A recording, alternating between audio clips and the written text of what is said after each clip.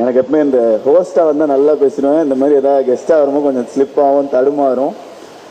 First வந்து இந்த படத்தை பற்றி சொல்லணும் அப்படின்னு சொன்னால், ரொம்ப க்ளோஸ் ஃப்ரெண்ட்ஸ் எல்லாருமே ஒன்றா சேர்ந்து நடிக்கிறோம், க்ளோஸ் ஃப்ரெண்ட்ஸ் சேர்ந்து எல்லாரும் ஒன்றா சேர்ந்து டைரக்ட் பண்ணுறோம் அப்படின்னு ஒரு படம் நடந்தால் எப்படி இருக்கும், அப்படி தான் இந்த படம். ஆனால் ரிவர்ஸ் என்னென்னா, இந்த படத்தில் வந்ததுக்கப்புறம் எல்லாரும் ரொம்ப அவ்வளோ ஒரு ஃப்ரெண்ட்ஸ் ஆகிட்டோம். எனக்கு வந்து actually I value people more then anything. So இந்த படம் மூலமாக எனக்கு கிடைச்ச மக்கள் very special. First starting from Akash.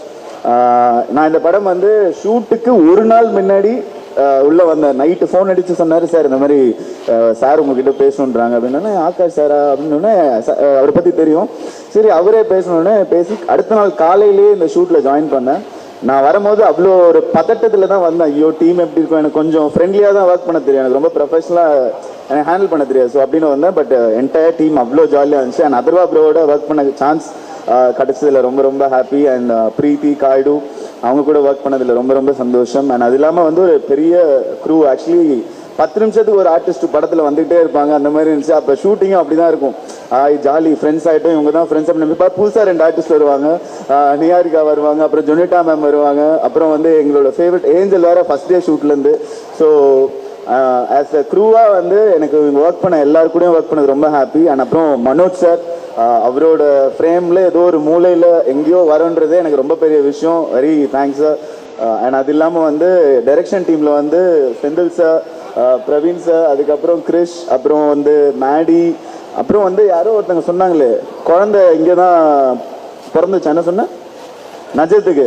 Actually அந்த நஜத் அவங்களுக்கும் ஒரு பெரிய தேங்க்ஸ் சொல்லணும். ஏன்னா அந்த பாப்பா இங்கே வந்து தான் கல்யாணம் பண்ணி எங்கள் ஷூட்லேயே ப்ரெக்னென்ட் ஆகி எங்கள் ஷூட்டு முடியறதுக்குள்ள குழந்தையே பெற்றுட்டாங்க அவங்க. ஸோ ஒவ்வொரு ஏடி கூட பார்த்தீங்கன்னா அவ்வளோ அவங்க வாழ்க்கையோடு இந்த படம் ட்ராவல் ஆகிற அளவுக்கு எங்கள் ஜேர்னி இருந்துச்சு. It was so lovely. அப்புறம் கிருஷ்ணா சார் அண்ட் அதுக்கப்புறம் யார் பெரியா விட்டுருப்போன்னு தெரில, பீட்ரைன் மாஸ்டர் இருந்தாங்க.